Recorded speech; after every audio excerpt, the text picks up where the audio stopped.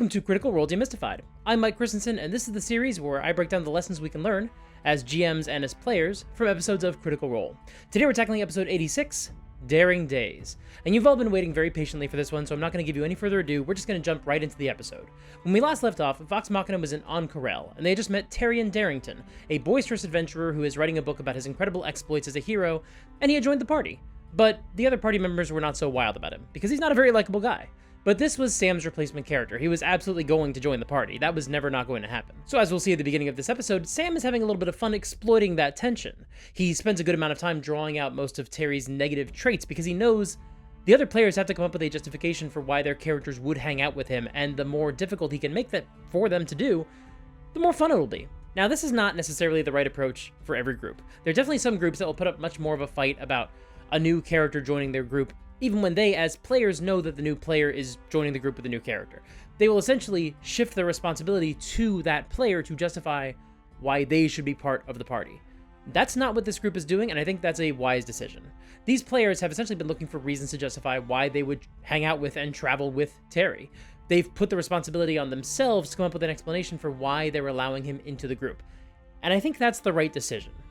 However, this does also open the door for Sam to troll them a little bit, because Sam knows they're not going to kick him out of the group, and Tary feels like he deserves a spot in the group as well, which means Sam can play up the more unlikable aspects of this character, at least from a comedic perspective, and trust that it's going to lead to some entertaining role-playing in the group. But we'll get there in a minute. First, the party enters the Debt's Respite Tavern, and they give Treev the hand of Ripley to demonstrate that the deed is done, and Mistress Asharu has been avenged. I think there's a missed opportunity here from Matt. I think he really should have had Treev ask the party what happened to her cloak, if they saw it on Ripley or not. It's not the end of the world. It's not like it would have been the biggest deal ever, but I think it would have been interesting if he had said, by the way, the mistress was known for having a very distinctive cloak. When you were last here and my man checked her body and verified she was dead, she didn't have the cloak anymore. You didn't happen to find it on this Ripley person, did you? Again, not a huge issue that this didn't happen, but I think the reason Matt didn't consider doing this is because he feels like the story arc is over. I completely understand that. I often do the same thing.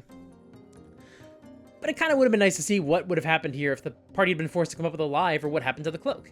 Yes, it does mean that the story might not have had a neat and tidy ending, but it would have been more realistic, and it would have been a really interesting detour if this had somehow gone poorly. Honestly, it's most likely Matt just forgot about the cloak during this scene. After all, even in the last episode, he didn't seem to remember Percy was wearing a cloak Treev would have recognized until Taliesin pointed it out. And that's fine. It's absolutely fine if Matt forgets something, or just took it for granted that it wasn't a big deal. Not a huge issue here. But something I'm working on in my own games is trying not to just think about my game in terms of neatly segmented story arcs with clean endings. Obviously, I definitely think about story arcs. I've made no secret of that, especially in the videos I've made over the past few months, and more videos I have coming out in the next few days. But what I mean is, lately, I've been really trying to not hold on too tightly to my prescribed plans for a story arc, and to leave myself open to the possibility that a couple of bad deception checks could potentially send the story in a brand new direction. That's the power of D&D, and even in a campaign that is as narrative-driven as the Vox Machina campaign is, part of me still can't help but wonder what would have happened if the party had to lie about this.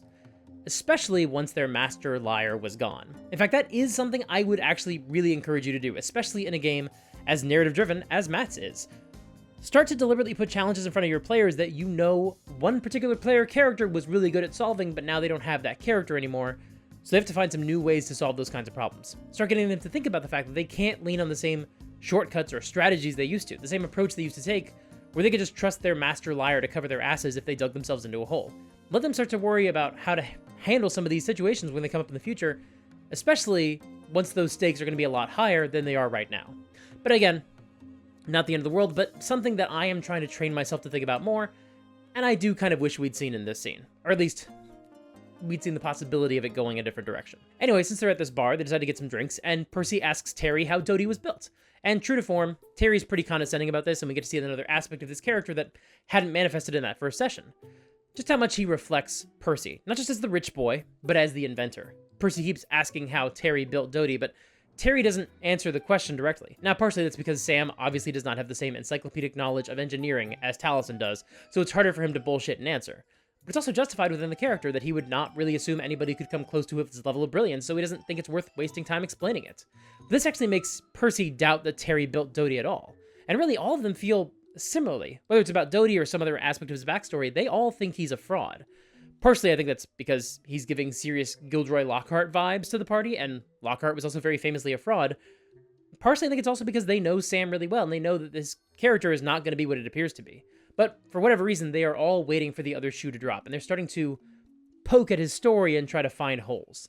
They ask where Tary's from. He says he's from Deastock in Wildmount. His family has a beautiful compound. He grew up with private tutors. He benefits from the family business, but he considers himself a self-starter. After all, he bought his armor with his own money, which he gets in a monthly allowance from his parents. Man, every time he opens his mouth, the players hate him more and more. Aside from reminding them of Gilderoy Lockhart, I think he's also giving them some serious Jaime Lannister vibes. Although they do ask, since he's from Wildmount, if he has any affiliation with or knows anything about the Briarwoods, and no, he doesn't. So that is not another hole in his story, not another plot hook they need to interrogate him about. Just an interesting coincidence. However, unlike at the end of the last episode, Sam has now actually had the opportunity to start preparing for his character a little bit more. So he's filled out some details that weren't there yet in the last session. I have a list of adventures that I am currently going through. Some of the adventures include rescue a maiden, Just any maiden? transport a treasure, escort a muckety muck, a revenge plot, a classic dungeon crawl. Oh, this one I'm looking forward to. Solving a mysterious riddle. Ooh. The old-fashioned double cross. Teleport, haven't done that yet. Really? Shopping mission, but really, I can wait on that one.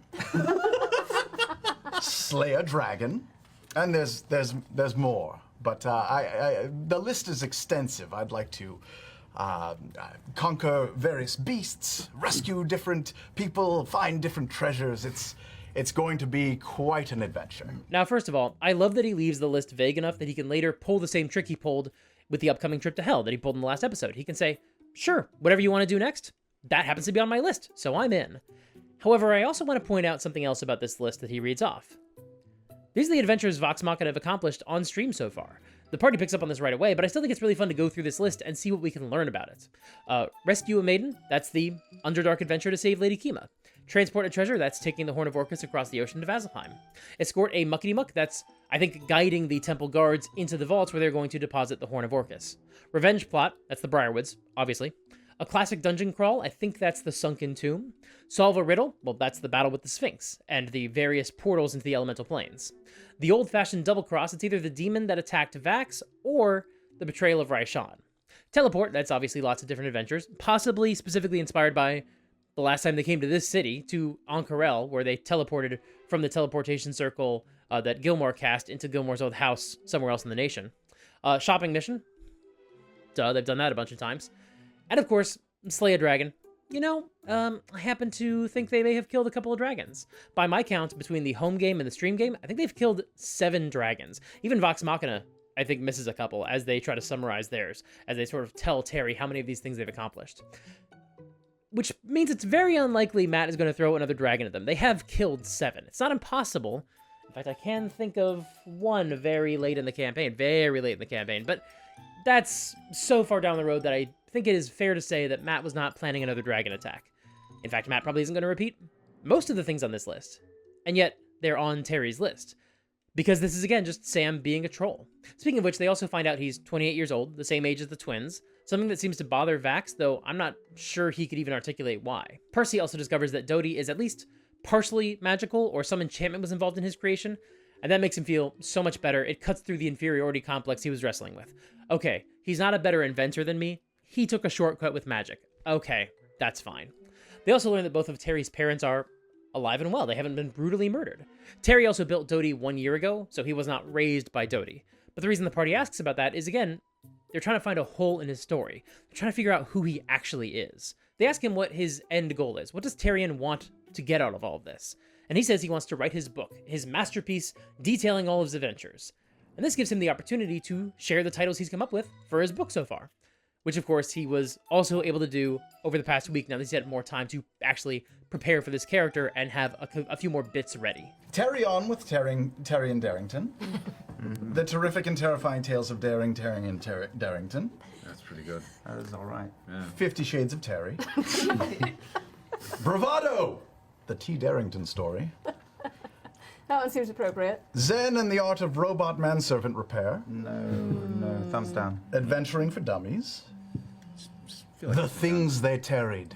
Oh. The blonde hair of courage.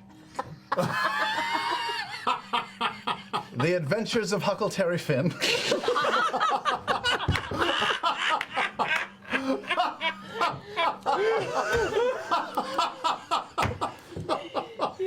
The Odyssey. Oh, that's classic. Seen it. Tary's daring do's and daring do nots. Dungeons and Darringtons. Oh, wow. Oh my god. And this one just popped into my head. Critical Patrol.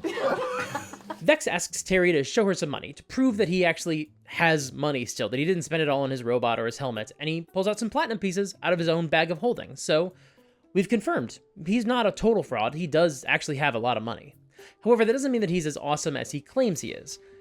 And Grog really wants to audition Tary. He's actually wanted that since the last episode. We did hear Travis ask Matt if there was a fighting arena in town. Now we know why he's asking. He wants to see what Tary's capable of. After all, they auditioned the guards for their keep in a pre-stream game by having them fight some summoned monsters that Keyleth conjured to prove that they're actually capable warriors, that they wouldn't back down from a fight or run away. Tary probably needs to go through a similar process to make sure he can actually hold his own. That's the argument. And the rest of the party is warming to that idea. They want to make sure Tary can actually fight before they make him a full-fledged member and take him to hell. But first, the party has to go visit the Cerulean Palace to speak to Jamansa Ord, tell them the battle against Ryshan was won, and try to advocate for Jarrett's criminal record to be expunged. But when they arrive at the palace, they realize Scanlan had the badge that gave them unlimited access in the city, and identified them as friends and allies of Jamansa Ord. However, they do recognize the woman who greeted them last time, and she says Jaman's not taking any meetings right now, but she is able to help them with their business. And that's a little move from Matt. This is not the time to have a meeting with the leader of an entire city. This is the time to mention whatever business you might have, and move on, and get back to the main adventure. Start the main quest. So they ask about a pardon for Jarrett, and this woman says she'll look into it, she'll find his case, and she'll see what can be done, and if she's able to clear his name, she'll send a message to Whitestone. Once again, that's Matt telling the party they don't have to come back here and check on this. They will find out if Jarrett's name is cleared. So their business is done at the palace. And Tary's getting antsy. He wants to go on an adventure, and so far all they've done is drop off a hand and talk to a palace guard.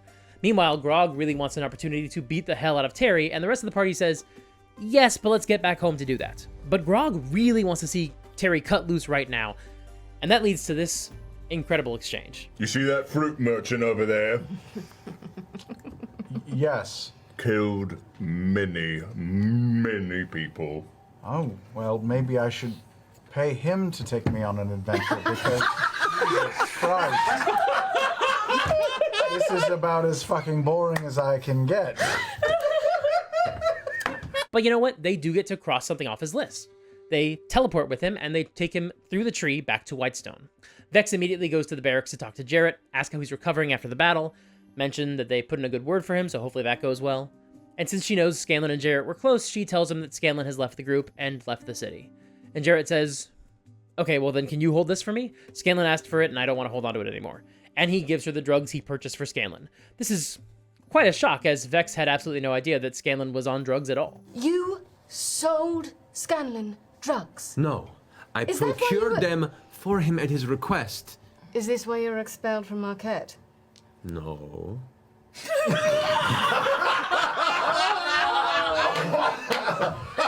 Meanwhile, the rest of the party takes Tary to the back of the castle, to the gardens, to a nice open space with no civilians around.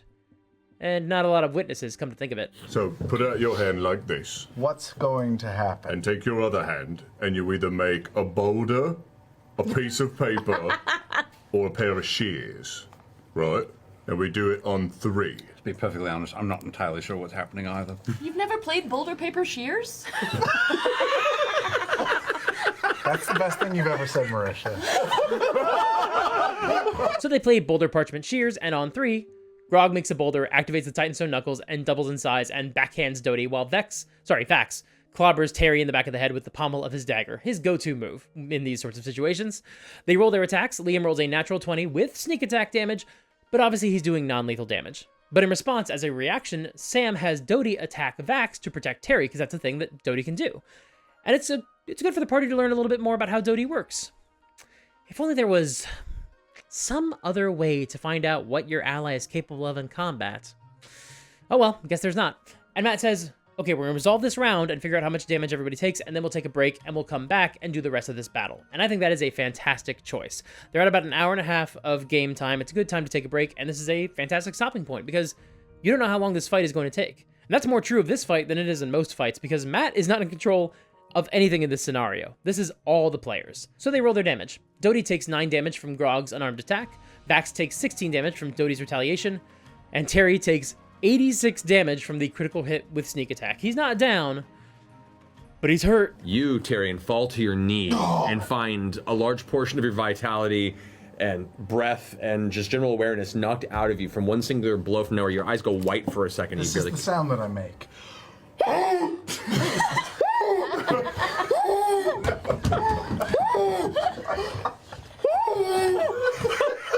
They come back from break. Matt recaps what happened so far, and he even says out loud, Keyleth, your boyfriend just attacked an unarmed innocent man. I think he's kind of prompting Marisha to say, okay, what are you going to do about this?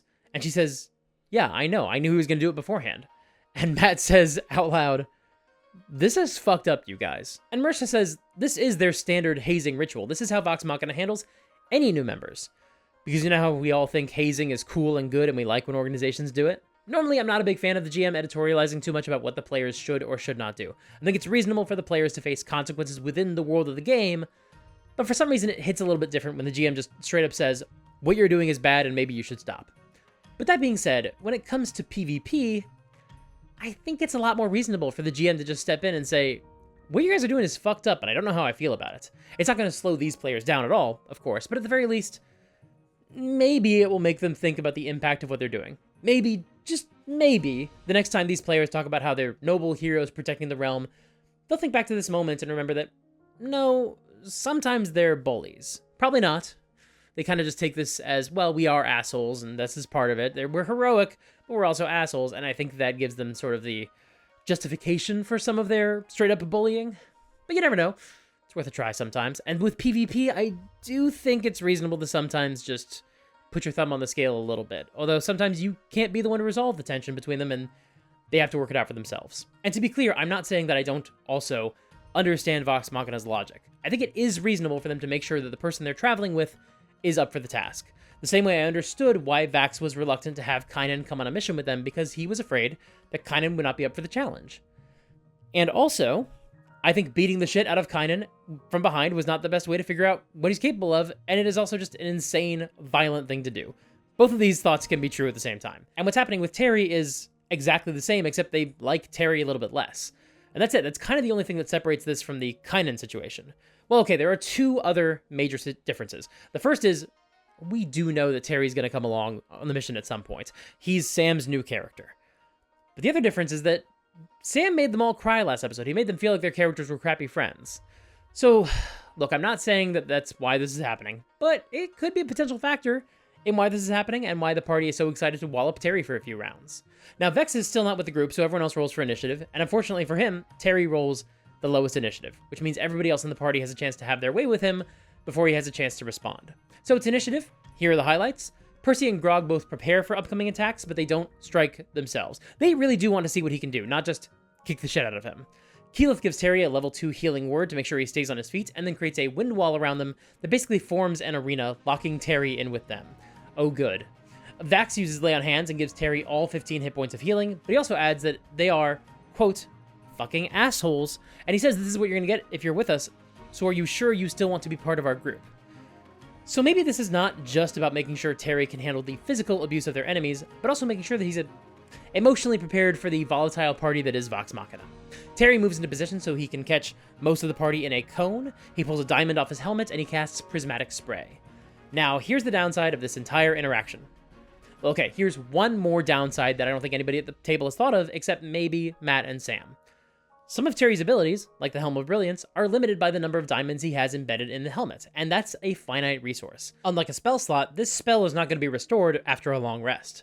Once Tary uses this diamond, it's gone. He has lost that ability forever. He has other diamonds, he can do this again, but he's losing one of his very high-level spells in this interaction, one that he's not going to get back. This actually reduces the effectiveness of Tary long-term in future combats. One of his resources is being wasted in this fight. Now, he still chose to do that, and zooming out a little bit, We know Sam is a pretty good sport, so he's not going to have the reaction that I know some other players would in this situation. I know some players that would genuinely get upset that they were forced to use one of their limited use magic items in this fight, especially because, if we think about it from the character's perspective, he has no idea what's going on.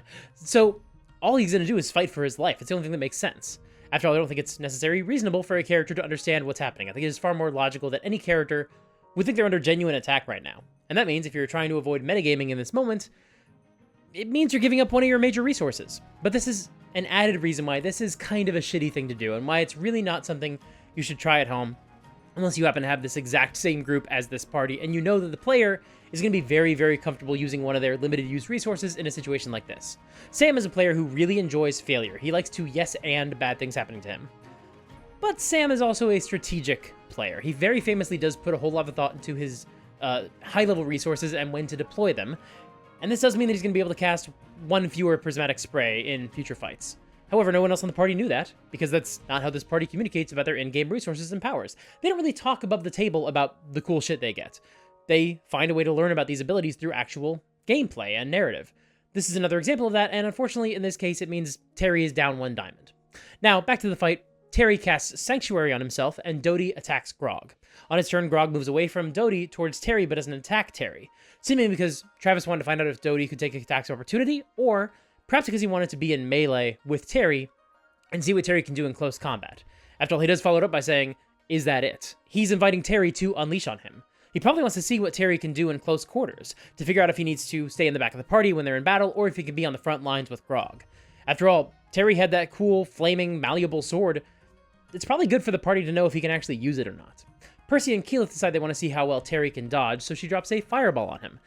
A little bit unfair. She's got a very high save DC. This is not really the best way to test how capable he is when your DC is so high, but in for a penny, in for a pound, I guess. But before she can cast the spell, she has to make a save against Sanctuary first. I actually think Matt and Sam might be wrong about that. I think Sanctuary actually does only apply if you make an attack roll against the target. I think you'd be okay to cast an area effect spell, but I'm not actually sure. I've had to deal with that spell in forever. I'm sure someone in the comments can let me know the official ruling on that spell.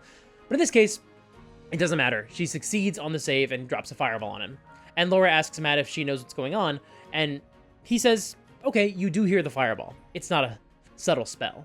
So Vex flies towards the group, and she specifically makes sure to narrate how she's taking the witch's hat off and putting it away as she flies. After all, if Scanlan is not here to enforce the rule that she has to wear that hat when she flies, then the hat doesn't really mean as much to her anymore. It's not fun anymore now that he's gone. At least that's how I've always read that moment, and I think it's a really lovely detail, a very subtle moment of role-playing. Anyway, back to this madness, which is actually winding down. Vax puts his daggers away. He tells the party that that's enough. They've given Tary a good taste of what he's in store for when he comes with the party and goes to hell. We kind of have multiple agendas in this scene, it seems like, actually. Vax just wanted to make sure Tary was prepared for this group and the dangers they face in general. It's very, very similar to the Kynan situation. But I think most of the rest of the party was treating this a lot more like when they took Fastbender for a test drive. Let's just try everything, throw everything at the wall, and find out how strong he is, how fast he is, how magical he is, etc. They wanted an in-game explanation for understanding Tary's powers. And while I would point out that you could just let him tell you everything he can do, he told you a bunch of stuff in the last episode he can do, they do pretty famously think he's a fraud and a liar, so as far as they're concerned, this may be the most efficient way to actually make sure they know what Tary's genuinely capable of. But Vax is very clear with Tary. He wants to make sure that he has informed consent, basically, that he's actually prepared for what sort of adventures he's going to be dealing with. If he decides to come with them still, they'll look out for him, of course. But the people they're going to fight in the future are not going to call off the attack like the party just did. So once again, he asks, are you sure? I think this is a smart moment from Liam. It really changes the scenario in a very important way. So far, the party has been framing this entire interaction as if Tary needs to audition for them. He needs to earn his spot. That's how this entire situation has been handled so far. The unspoken implication is, if he can't measure up to their expectations, if he's not as powerful as the rest of the party, by what metric? They probably don't even know. But in that scenario, they would just not bring him along, I guess? Make Sam roll another character? Make that character go through all this again? Liam changes the situation, so now he's putting Sam in a position where he can effectively choose to say, yes, now that I know how dangerous it's going to be, I am still willing to go along with it. However, that's a tricky situation for Sam, because he's playing a character who is naive and doesn't know anything about the world. And the best way for that character's story to go is that he faces the big wide world and learns the hard way how dangerous it really is. I think that's part of the appeal for a character like this. You don't scare them with stories of how dangerous the world is, you just let them experience it themselves for the first time. That's the experience of a character like Jon Snow, someone who expected this heroic adventure of the Night's Watch and then has to come to the horrible realization that the world is a lot more dangerous and cynical than he expected. So Sam has to figure out how he's going to maintain that core concept for his character, where he really can't learn anything about the world just yet, while also still giving the party the answer they will accept so he can go on the next adventure. From my perspective, the best case scenario might be something like Kung Fu Panda, where Po doesn't understand he's being hazed and that everyone else is trying to make him quit, and he's just so excited to be part of the group.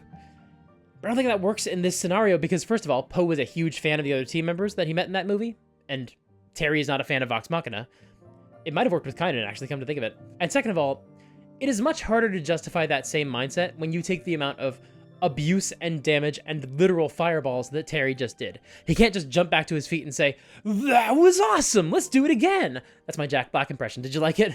But it wouldn't work in this scenario. So how is Sam going to give the other players an answer they need to hear in order to allow him to come with them on this journey without betraying the core concept of his character, that he's naive and unprepared for the world?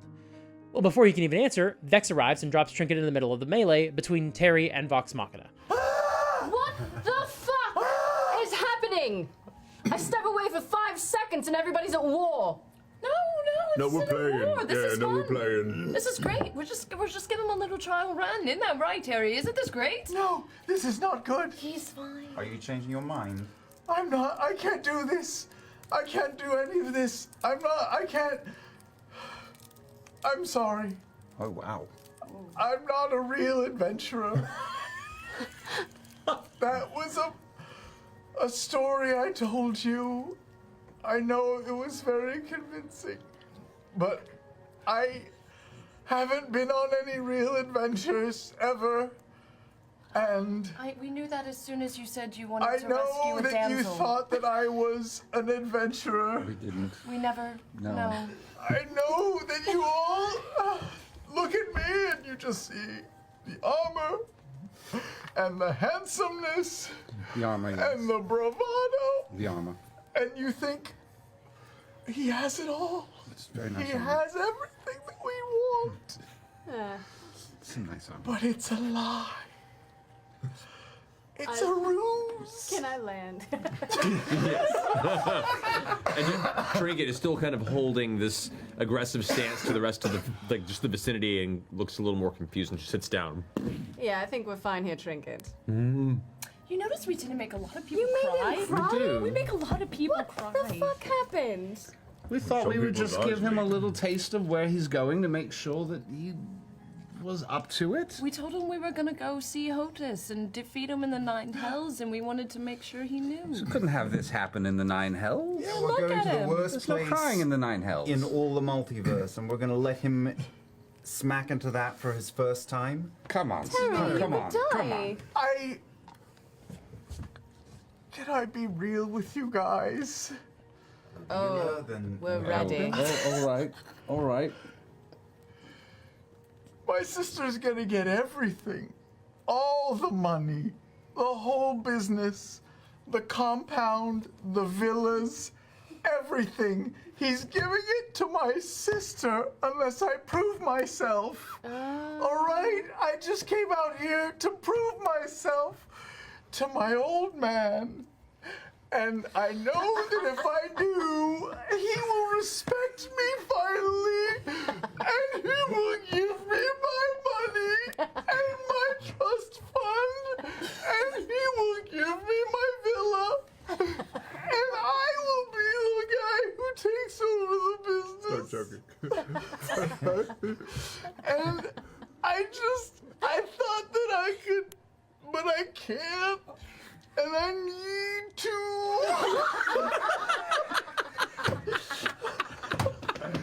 Oh, son. Oh, son. I walked over. Daddy issues. That's all we had to hear. That's all we were waiting for. Come on. I kneel in front of him and I start massaging where I fucking beamed him as hard as I could. Okay, It stings a lot. No, I have very deft fingers. Honestly, if you would have led with daddy issues, we probably would have. I think we would have just taken you right on, sir. Because fathers can be assholes. That's so awful. you. He doesn't like me, and he doesn't like the books I read, and he doesn't like that I like fantasy novels. I take him into a He gentle. doesn't like anything about me. I feel like this is a dark mirror. I don't know how I feel about this very dark mirror right Into a now. gentle headlock, and I turn to my sister and say, "Aw, this guy. Ah, this guy. Now I like this guy." I raise my hand above my head. Wait, what are you doing? What are you doing? What are you doing? Are we not finishing this? No. 5 words. My sister's gonna get everything. 5 words that reframe everything we've seen so far. Taryon is not just a spoiled rich brat who doesn't care about other people. He's not just a naive kid who thinks being an adventurer is as glamorous and exciting as it is in the books. He admits he is putting on a show, but not everything he's doing is fake. He still has the same viewpoint they saw. He's still sheltered and foolish and thoughtless and selfish. All of that is still true. But also, he's still just a boy who wants his father's approval. He's not Jaime Lannister. Well, sure, Jaime Lannister does want his father's approval, but that's not really what we're seeing here. He's not Jon Snow. There's some of that still, but that's not quite what we're seeing either. He's Samwell Tarly, and the party falls in love with him. At this point, they invite him to come along with them, and he does say that he could be an apprentice to them. They're so much more powerful than he is, but Vax shushes him and quiets his fears and says, no, you are powerful. That thing you did with the diamond, that was so cool. I could never do that. You're powerful, you just need more experience and confidence and support. That is a testament to how effective this tactic was from Sam. The main person, Vax, who always says that new people can't join the party because they're not ready for what comes next, hears Tary say, I'm not ready for what comes next, so I shouldn't join the party, and says, no, it's fine, you're powerful too, and we'll protect you. That's a major change. And that's a testament to the fact that Sam figured out exactly what he needed to say to make the other players understand who he was and invite him along and help cut through some of the bullshit, but not completely defang or betray the character concept he had. That being said, they're still not really sure he's ready to go to hell. This has not been the full testing experience that makes them feel confident that he's not going to die there. Maybe that's not the best place to take him for the first adventure. Maybe they should go to the Water Ashari next instead. They also keep asking him if he really wants to be a hero and an adventurer, and he does. He and Dodie will even play pretend at night and pretend to be the heroes from his stories, but he makes it very clear he doesn't want to be an actor, he wants to be a hero. Heath tries to correct some of his assumptions about how the world works compared to the stories he's used to. For example, there aren't a lot of damsels in distress in the real world. This is not how it works. And this is starting to set the template for Tary's dynamic with the group, challenging his assumptions about the way the world works based on the heroic adventures he's read about. He'll say something about the stories he grew up with, and they'll understand that he just is genuinely naive and doesn't know what he's talking about, and so they'll try to correct him. He's playing on a lot of the sort of expectations and assumptions about the fantasy genre, and they have all this experience in Matt's actual campaign, so they get to be genre savvy and basically let him know, no, that's not how Matt's world works, even though Sam fully knows that. So they go for drinks, but on the way there, they run into Pike, who says she needs to help more healing in town, so she says, go on the next adventure without me, but don't do anything crazy like going to hell. So Matt is specifically telling them to go to the Water Ashari next. Now, Marisha very specifically wanted Ashley to be there for that adventure because Pike was a sailor who sailed the Osmond Sea. But Matt has Pike say, no, it's fine, I was just going to help get you there, and other people can help get you there instead, so go on an adventure without me. It's such a shame, because I do think that if Ashley was at the table, there might be something else they would encounter on their ship voyage that would be specific to her experience, but if Matt did have any ideas for anything like that, he's just going to cut it from the next adventure because she's not going to be with them in the group. But also, her time on the sea has been left pretty vague. I don't really know if there is anything in particular that Matt would be able to incorporate into this adventure outside of just knowledge about knots and things. So unfortunately, the best case scenario is just to go without her. It sucks, but that's just the way that it works with Ashley not being able to be at the table right now. Vex also asks how Pike is handling Scanlan's departure. It's tough because, like, of course you would ask her right now. She asked Jared as well, but they actually haven't had a chance to talk to Ashley about this. Maybe they have away from the table, but at the table we have not seen Ashley's response yet. And Pike says she's happy for the distraction right now. She's glad there are other people she can help, which is a great pivot from Matt. She's kind of not thinking about it right now. She's just helping with other things, which helps explain why she's not going on adventures, because she's helping other people. But also it explains why her actual reaction when she's at the table can be honest and earnest and raw and real and natural, and he's not stepping on any toes yet. She's kind of in denial still, which I think I said in my last episode. She kind of represented denial because she said nothing. Well, that's actually kind of true here. Matt has her represent denial because he's waiting until she's at the table for her to have her own reaction. I think it's pretty cool. And actually, next time we see Pike/Ashley at the table, she might still represent denial a little bit. Anyway, they learn more about Tary and his family over drinks. Taryon Gary Darrington and his sister, Marianne Darrington, and his parents, Howard and Maria. Sam had some fun with these names, not just the rhyming of the siblings, but also the etymology of his parents' names. Now, Howard has a fantasy spelling. It's got 2 A's and a T at the end after the D, but it's obviously inspired by the name Howard, and Maria is spelled with a Y jammed in the middle, but it's obviously based on Maria, which means Tary's parents' names are inspired by Howard and Maria, which are the names of Tony Stark's parents. And that definitely speaks to one of the influences on this character, the inventor who grew up a spoiled rich brat. Tary also talks more about his father and how awful he is, a really corrupt businessman. He's in real estate, he's an asshole. And the other players keep exchanging glances when he talks about this because whether deliberately or not, this description sounds an awful lot like the person who had just been elected president a few months earlier in, well, what would have been 2016. Now it's early 2017, and it seems like Sam is kind of describing the resume of the president, pre-election. Now, I don't know if this is deliberate on Sam's part or not. Like, I know he voted Democrat in this election, but what I mean is, I don't know if Howard is meant to be a reference to Trump. In fact, I kind of think he's not, or at the very least, in any major ways besides superficially being an asshole who makes a living in real estate. Because if Tary's father is Donald Trump, that would make Tary either Don Jr. or Eric, and neither of those make a lot of sense. There's not a lot of comparison there. Although that being said, we hear that Howard shows favoritism to his daughter, and Donald Trump definitely prefers Ivanka to any of his other children, so I guess it could be a deliberate reference after all. That kind of would make sense.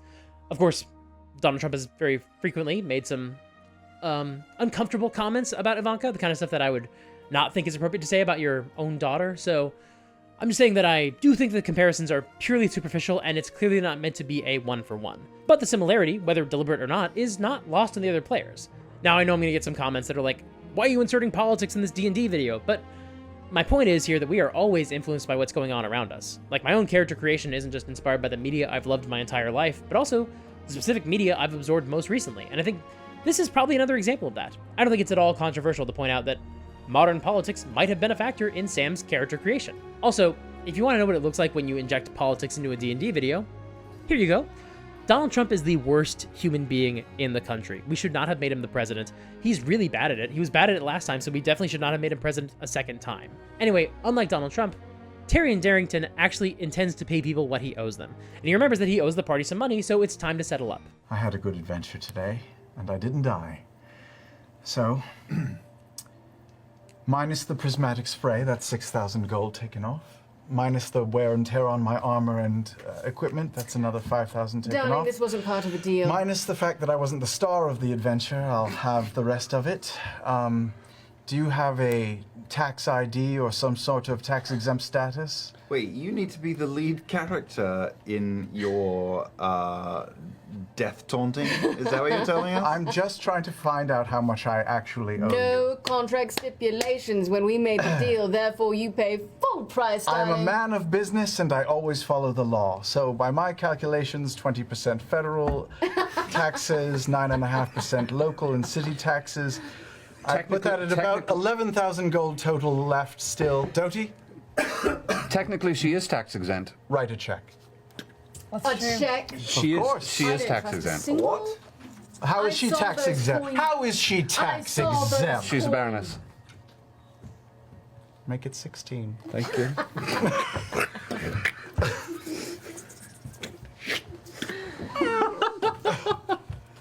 My father will pay that in Oh, full. dear Lord. In this moment, Sam has really found the perfect solution for billionaires. No, sorry, I wasn't clear. The solution for playing a billionaire in D&D without disrupting the game. See, at the end of the last session, Sam had kind of painted himself into a corner. Tary promised the party 50,000 gold because that's the price Vex had quoted him for going on an adventure with them, and he had to agree to be able to pay that price because we needed to establish that he's wealthy enough to pay the party because that was the best way to get him into the group. But obviously, if he's actually carrying around that much cash, or if he gives the group 50,000 gold, then the very few financial challenges they have in front of them are going to be neutralized. Hell, one of the reasons Vex was so excited to bring him into the group is because 50,000 gold would get them most of the way towards buying the custom magic item he showed off in the last session, the magical, malleable rod that could turn into a flaming sword or a crossbow or whatever. If he gives them 50,000 gold, they can probably get a dope-ass magic item like that, and that would be a real problem when it comes to balance. I mean, that's already kind of a problem with the magic items in the party, but it would be even worse. So now when it's actually time to pay the bill, Taryon reduces the amount drastically to, let's be clear, an amount that is still pretty incredible payout for doing basically no work. And of course, he doesn't hand them physical cash, he gives them a check. And they've just heard about how his father is an awful man and he lives on another continent, so if they want to collect, presumably they need to go to Wildmount and deal with him. Which they obviously can do, but is it worth the effort? I guess it remains to be seen. Also, I'm glad he deducted the price of the diamond. That definitely makes me feel a lot better about having him spend a consumable resource like that in the earlier fight. During this conversation, Tary is also astonished to discover that the entire party is literate. Well, most of them. It seems like he either comes from an area where literacy is a lot less common, or he perceives the common people as being illiterate, whether or not that's actually true. Although in fairness, just about every member of the current party is a member of the nobility or was raised in the equivalent of high society, and the only one who isn't is the one who's illiterate. So, okay, fair enough. Maybe he's actually right that the commoners can't read. I guess Grog is technically a noble now, but he certainly wasn't raised as one. Percy and Tary also bond over the fact that he has a workshop and a library, and Percy sends Tary to go check out the library for the night. Once he's gone, the rest of the party is sitting around, hanging out, and they discuss maybe using the scrying eye to look at Scanlan from afar and make sure he's okay. But once again, Grog is the only member of the party who has the emotional maturity to say, no, don't do it. And at first, Vax goes to distract him with a game of Boulder Paper Shears, which they now rebrand to Boulder Parchment Shears, but Grog is focused. He says, Scanlan asked for some time, let's give him some time. Or do you want him to yell at you even more the next time he sees you? And Percy agrees. He's not opposed to checking in on Scanlan again at some point in the future, but for right now, they could at least give him this time. That's fair. Then Percy has to go deposit the check in the treasury, and he realizes he's never actually shown Vex the treasury. Wink, they go fuck in the vault. The next morning, they're trying to figure out how they can go see the Water Ashari, how they can get there when they've never been there before. And they're wondering about either going to talk to another tribe who might be able to give them more information or just send them directly there, or just going directly to the docks in the capital city and seeing if the sailors know how to find the Water Ashari. Before they make a decision, Vex talks to Grog alone. The night before, she'd actually asked him if he was still feeling any rage, and based on his response, there was something that she wanted to talk to him about, but didn't feel that was the right time. Now, when they haven't just gotten in a fight with Tary, and Grog's mind is clear, there's something she wants to talk to him about. She asks if Grog knew Scanlan was on drugs, and he says he did not. She doesn't feel good about finding out that he broke their trust by doing drugs. Finding out something behind someone's back, finding out the secret they were keeping does not feel good. And in the spirit of honesty, she pulls out the deck of many things and shows it to Grog. So, this is... Do you know what this is? Do you remember this? Where did you find one?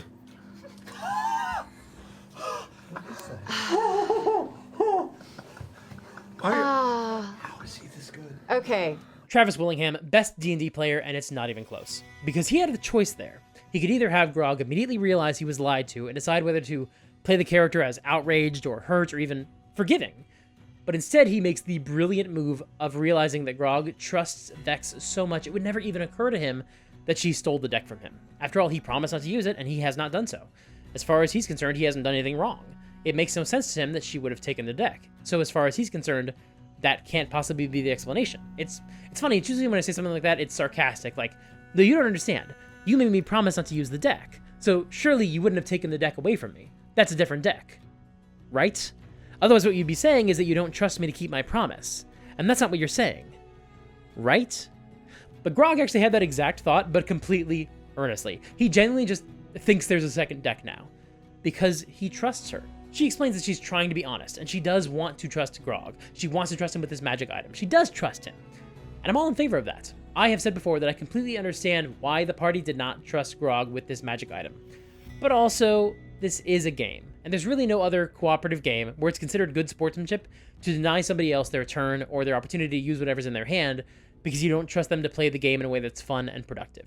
It's something I'm currently dealing with in my own game. There's some tension between some of the players with a magic item and whether or not someone should have it or not. And much like with Matt here, I don't really know how to step in and resolve it because it really just seems like it comes down to trust, and that's something they have to build together.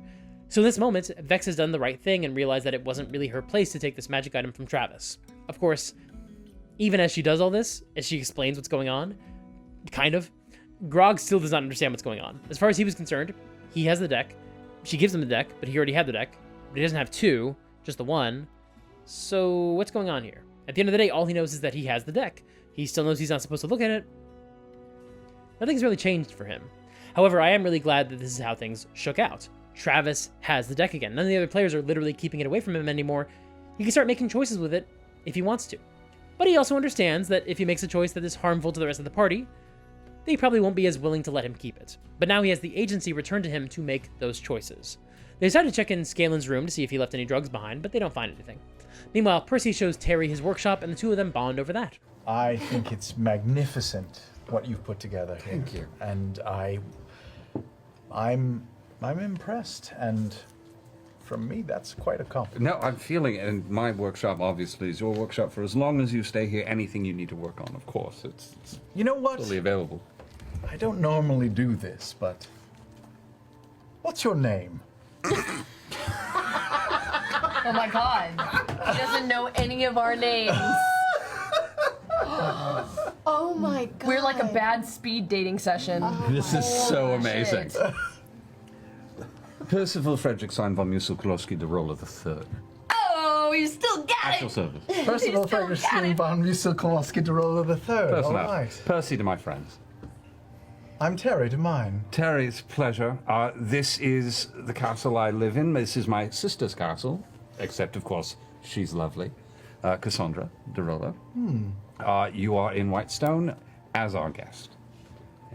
It is my honor and privilege to be your guest, sir. A pleasure. I recommend eventually, not necessarily today, because I am actually enjoying it, learning everyone else's name as well. All right, well, okay. They decide to go visit the Earth Ashari in the hopes that they might be able to open a portal and transport the party directly to the Water Ashari. The party goes through a tree, they arrive in the mountains in the home of the Earth Ashari. They meet Headmaster Patisse, who says that there are not really any trees in Vesrah, considering it's more or less just below the surface of the water, so they don't have tall vegetation or anything like that. We can't just send you through the same spell, you'll have to take a boat. They learn that Vesrah's leader is Headmaster Uvenda, and she's, quote, not what you'd expect. But it doesn't say any more than that, because this is Keyleth's rite of passage. It is not his place to tell her anything when she should discover it on his own. Plus, Matt's obviously trying to preserve some of the mystery. We've talked about this a bunch in this series, especially in the early days of this series.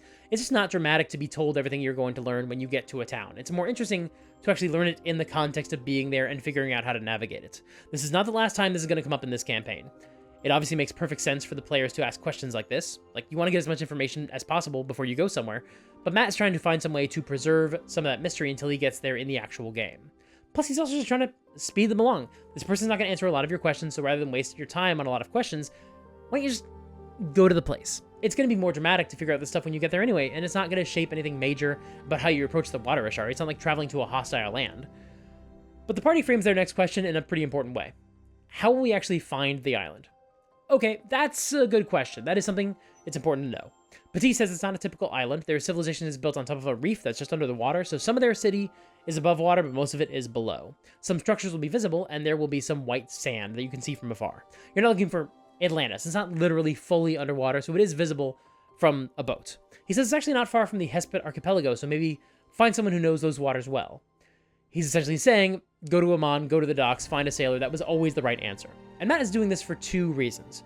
Partially for world-building reasons, and partially for adventure reasons. For adventure reasons, Matt wants them to fight something on the water. He wants there to be some sort of battle on the sea, or at least a chance of it, some possibility of random encounters along the way. Getting someplace this remote should be difficult, and will give the players a chance to flex their powers as a team for the first time in several episodes prior to the actual rite of passage. It's the first time they'll actually be in combat along with Tary instead of against Tary. Let's do that not in the actual trial. But also, the fact that it is a rite of passage, that it is a trial, is also why it should be difficult to find this place within the world of the game as well. The whole premise of the Aramente is that Keyleth has to wander around the world, finding her way to the various tribes and going on other adventures along the way. If her people want her to just go to each location directly, they would just open a tree and send her directly there, but that's not the point. She has to find her own way. That is the entire goal of this trial. And it works kind of like a video game, unlocking destinations once you visit them, so you can return to them more quickly in the future. If you return to one of these Ashari tribes after completing their trial, they'll probably be willing to send you back to another tribe where you've done the same. Like if she went to the Earth Ashari and she said she was out of spell slots, and she needs to send her to the Fire Ashari or the Air Ashari, they would do that, because it's no longer a challenge to reach that location again. However, she hasn't accomplished the Water Ashari trial yet, so it is against the spirit of the trial for another headmaster to send her directly there, specifically because of the way Keyleth and her rite of passage was designed back in the pre-stream games, to better fit into the format of an ongoing campaign. It's always really nice when you can find a world-building reason to justify what you already wanted to do in the gameplay, which is send your players on dope adventures rather than giving them access to a shortcut. Tary is so impressed with Keyleth, from the fireball and her magic earlier in the episode, but also now with her poise as she navigates politics, he concludes that she must be the leader, and he begins to describe her that way in his book. Grog tells Tary that it's customary to eat the dirt when you visit the Earth Ashari, which is not true, duh, but he convinces Tary to eat some dirt. It actually takes very little convincing. He does not have to try that hard, because this is exactly the sort of thing that Sam doesn't even consider rolling an insight check over. He just does it. But after Tary does that, he takes a drink from a healing draft he pulls out of his satchel. So that's another cool magic item Tary has, which we'll see in action more often throughout the campaign. That was a neat little bit of a way for Sam to deliver some exposition to his fellow players. They travel back to Amon and they try to get on a boat. Tary's very excited about that because he has boat shoes and a navigator's kit with a sextant and everything. They discover that repairs are underway in Amon, and Matt clarifies that there are large sections of the city that weren't really damaged at all. They were just under enemy occupation. But those enemies weren't as devastatingly destructive as like the Goliaths were in their city. So there are still livable sections of the city, and people are living in those sections as they clear away the rubble and the debris from the sections of the city that were completely leveled. They discover that the airship is still here, but it's been grounded because it was damaged in battle. Now, they weren't really seriously considering taking the airship. They thought about it, they talked about it, but they kind of want to go by boat anyway, because they haven't done a boat trip in so long, really, I think, at all. But this is another guardrail from Matt. And he didn't end up needing it, but he still prepared it. He wanted them to take a boat instead of an airship, so he broke their airship. Well, the Wyverns broke the airship, but, you know, Matt broke the airship. They go to the dockmaster to ask about chartering a ship, and they ask about a discount, given that the city has been saved. But they don't actually say that they're the ones who saved the city, and so Matt doesn't have them roll anything, and they're a little confused why. Like, well, why don't we get to roll anything? But Matt seems to be very clear with them. I'm not asking you to roll anything because you haven't actually made your point. You only said the city has been saved. You haven't said what that has to do with you in any way, so they're not handing out discounts because the city's been saved. They need that money to put into the rebuilding effort. Matt is basically telling them, the reason you're not getting a discount is because you haven't said you're the saviors of the city. Like, come on, guys, if you're gonna throw your name around to get some free shit, you actually have to use your name to do that. But the players don't seem to pick up on this, and that's very funny to me. They think Matt is just denying them a discount, when what he's really saying is, at no point during this interaction did you point out you were the saviors of the city, or use your name, or do anything that would actually get you a discount, so no, you don't get to make a roll for this when I'm waiting for you to actually make your point. Anyway, they meet Captain Adela. They charter a crew for 150 gold a day, and Vex does not haggle. I think maybe she was swayed by the argument that the city needs the money. They're not handing out a lot of discounts.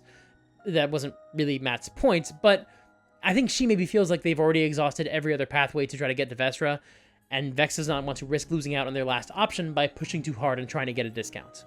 Of course, Tary assumes she's just a really bad negotiator, but that's obviously Sam having some fun playing the newbie of the group. This is one of the most fun aspects of Taryon. It's the same thing we talked about in the last episode, when he talked to Vex's little elf girl, or described what it's like to have a companion as if she doesn't have one of her own. It's metagaming, essentially, but for the purposes of having fun and stirring the pot, rather than metagaming to try to make their lives easier. He's exploiting all the knowledge he has as a player that his character wouldn't, but he's using that so he can say the wrong thing every time as Tary, rather than trying to find a shortcut through an obstacle, the way metagaming is typically used. He's using his inside knowledge to make his character more and more unlikable, or at least put him more frequently at odds with the rest of the party, because that's more fun and more interesting for the group. A lot of time when we create a new character to replace an existing character, even without trying to, we are going to wind up taking advantage of the fact that we have out-of-game knowledge that our new character would not have, because we were already playing in this group for a while before creating this character. And Sam is really making a conscious effort to examine every moment and think about how he can twist the knife a little bit and make his other companions' lives a little bit more difficult through his interjections and his observations. But it's all in the spirit of fun. They board the Dernsallavis, which is Marquesian for Luck of the Mother. Tary is so excited for a boat trip, and he commands Dodie to write down every single word anybody says on the entire trip. Immediately, the other players start to use this for evil. Dodie stops for a second, leans back, and then starts scribbling furiously at anything that he can pick up with an earshot. Tary, staring off into the distance, shat his pants, crying into his poo. Okay, all right. So, zing, you got me. And they set sail and journey towards the sunset. And that is the end of the episode. Thanks so much for watching. We'll be back next month to talk about episode 87, Onward to Vesrah. Next episode, we're going to see which water-themed monsters Matt wants to deploy in a random encounter. We're also going to see how Matt presents it in aquatic society. And spoiler alert, there might be a mermaid or two in the next episode. What the hell?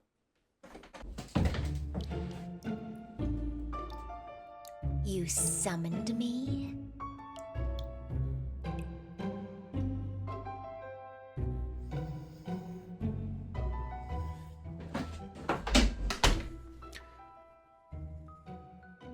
There's a mermaid in my bathtub.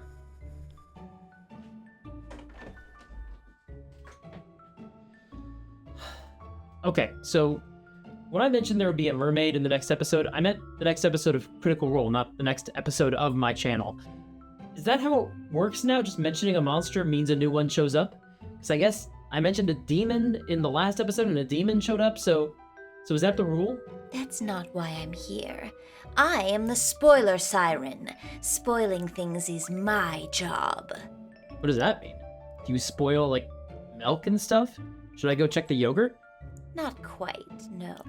I spoil TV shows. You started spoiling the next episode, and talking about spoilers summons me. What are you gonna do? What I do best. Spoil things. Your next episode is going to be all about why your D&D campaign should have several big bads.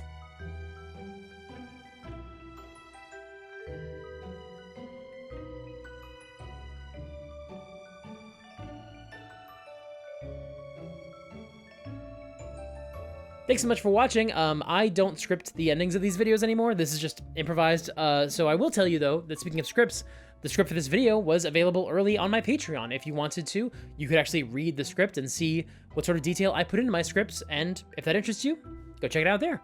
Speaking of checking things out, I made a video all about how you can base a character off of a sex toy, as one of the characters on Critical Role Campaign 4 is created that way, so check that video out right here. And until next time, play fair, and have fun.